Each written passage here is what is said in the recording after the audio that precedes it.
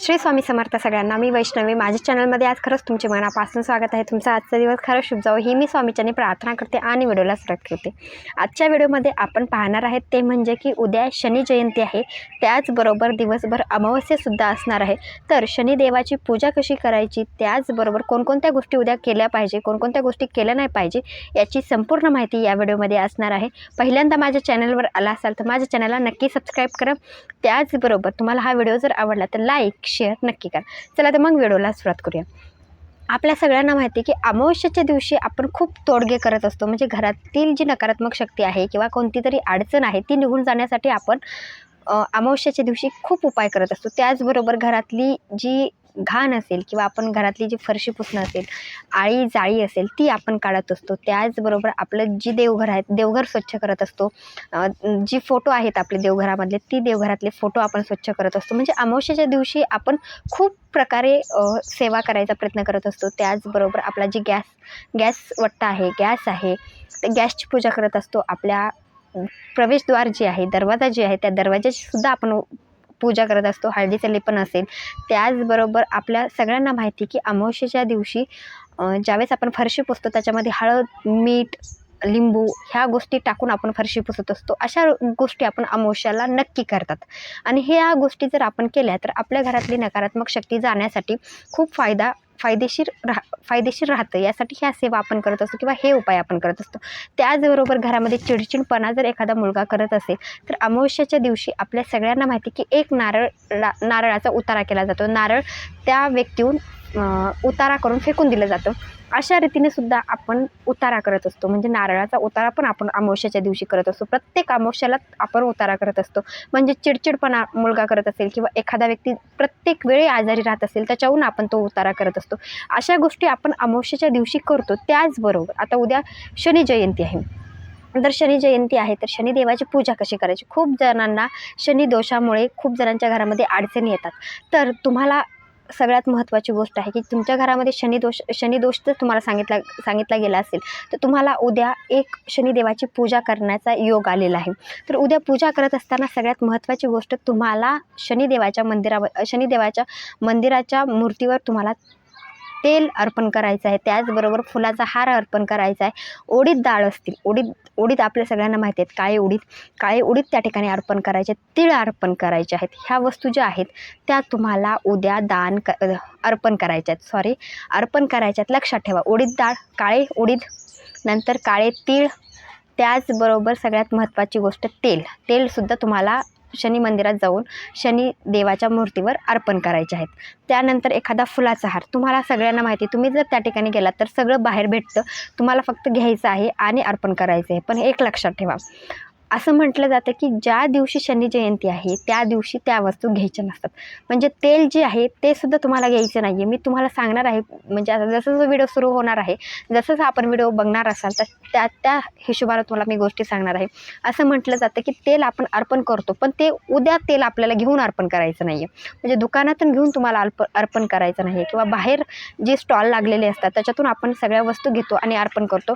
त्याचा लाभ जे आहे ते तुम्हाला होत नाही. त्याच्यामुळे तुम्हाला आदल्या दिवशी उद्या शनी जयंती आहे तर तुम्हाला आजच तुम्हाला त्या गोष्टी घ्यायच्या आहेत आणि अर्पण करायच्या आहेत. जर तुम्हाला ते जमत नसेल, तुमच्या घरामध्ये जर त्या वस्तू उपलब्ध असतील तर त्या तुम्ही गोष्टी म्हणजे तेल असेल तुम्हाला बाहेरचं घ्यायचं नाही आहे. म्हणजे तुम्हाला उद्या बाहेरून घ्यायचं नाही आहे. घरामध्ये असेल तर घरातलं घेऊन तुम्हाला तेल शनिदेवाच्या मूर्तीवर अर्पण करायचं आहे. लक्षात ठेवा, तेल उद्या घ्यायचं नाही आहे. मी तुम्हाला कोणकोणत्या गोष्टी करायच्या नाहीत ते तर मी तुम्हाला सांगते, पण उद्या ह्या गोष्टी तुम्हाला शनिदेवावर अर्पण करायच्या. तुम्हाला लक्षात येत असेल मी काय म्हणत आहे. आणि काही प्रश्न असतील तर खरंच कमेंटमध्ये विचारा, मी त्याचं उत्तर नक्की देईल. त्याचबरोबर एक लक्षात ठेवा, आता ज्या ठिकाणी तुम्ही शनी मंदिरात गेलात त्या ठिकाणी म्हणजे ह्या जर गोष्टी तुम्ही केल्यात, घरातील कोणत्याही व्यक्तीने गेलं तरी चालेल. आणि खूप जणांना एखाद्या व्यक्तीला सांगितलं जाते की शनी दोष आहे आणि आपल्या सगळ्यांना माहिती आहे की शनिदेव असे आहेत की न्यायाचे देवता आहेत. म्हणजे त्यांना राग सहन होत नाही, त्याचबरोबर त्यांना चुकीच्या गोष्टी सहन होत नाहीत. असं म्हटलं जाते की गरीब जी लोक आहेत किंवा ज्यांच्यावर खरंच अत्याचार होतो त्यावेळेस अत्याचार ज्यांच्यावर होतो त्यांच्यासाठी शनिदेव लगेच धावत येतात असं म्हटलं जातं. तर लक्षात ठेवा की जी कर्म तुम्ही केले आहे त्याचं फळ तर तुम्हाला भेटणारच आहे. पण एक लक्षात ठेवायचं आहे, शनिदेवाची जर कृपा तुमच्यावर राहावी असं वाटत असेल तर तुम्हाला ह्या गोष्टी उद्या नक्की अर्पण करायच्या आहेत. ते झाल्यानंतर आणखी एक गोष्ट करायची आहे, ती लक्षात करा की उद्या तुम्हाला एक मोहरीच्या तेलाचा दिवा लावायचा आहे. दिवा कुठे लावायचा आहे ते नीट सांगते, नीट ऐका, म्हणजे तुम्हालाही त्याचं लक्षात येईल की का लावायचं आहे. तुम्हाला आधीही सांगितलं की शनिदोष जर कमी करायचा असेल किंवा शनी जयंतीच्या दिवशी म्हणजे उद्या जर तुम्हाला शनिदेवाची सेवा जर तुम्हाला करायची इच्छा असेल तर तुम्हाला ज्या मंदिरात तुम्ही गेलात, शनिदेवाच्या मंदिरात ज्या ठिकाणी गेलात, ज्या ठिकाणी मूर्ती आहे त्या ठिकाणी तुम्हाला मोहरीच्या तेलाचा दिवा लावायचा आहे. लक्षात ठेवा. तुम्ही म्हणता कधी लावायचं आहे, तुम्हाला दिवसभरातून कधी जमेल त्यावेळेस, पण आपण ज्यावेळेस दिवाबत्ती करतो, समजा रात्री जर तुम्ही त्या ठिकाणी गेलात तर रात्री तुम्हाला मोहरीच्या तेलाचा दिवा लावायचा आहे. दुसरं तेल वापरू नका, मोहरीचं तेलच तुम्हाला वापरायचं आहे. मोहरीच्या तेलाचा दिवा तुम्हाला उद्या शनिदेवाच्या मंदिराच्या बाहेर लावायचा आहे, म्हणजे त्या ठिकाणी लावायचं आहे.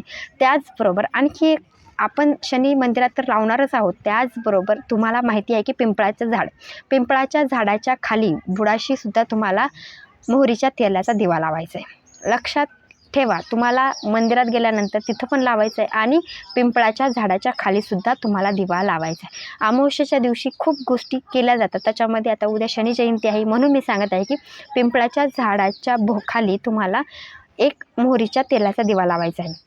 2 ठिकाणी नक्की लावायचे. खूप जण 5 लावतील, म्हणजे तुम्हाला जितके लावायचे तितके लावा, पण एक का होईना तुम्हाला उद्या दिवा लावायचा आहे. त्याचबरोबर सगळ्यात महत्त्वाची गोष्ट येते ती म्हणजे कोणत्या गोष्टी उद्या केल्या पाहिजे, कोणत्या गोष्टी केल्या नाहीत पाहिजे. म्हणजे शनी जयंतीच्या दिवशी आता शनिदेवाला प्रसन्न करण्यासाठी कोणत्या गोष्टी केल्या पाहिजेत हे मी तुम्हाला सांगते. लक्षात ठेवा, मी तुम्हाला आधी सांगितले की ज्यावेळेस तेल तुम्ही ज्यावेळेस अर्पण करतो शनिदेवाला, त्यावेळेस जे तेल जे आहे ते तुम्ही घरचं घेऊन जाऊ शकता, पण तुम्हाला नवीन म्हणजे दुकानातलं घेऊन तुम्हाला तेल अर्पण करायचं नाही आहे. उद्या आपण लक्ष करतो की शनिवारी आपण तेल घेत नाहीत, म्हणजे त्या दिवशी आपण त्या गोष्टी घेत नाहीत दुकानातून.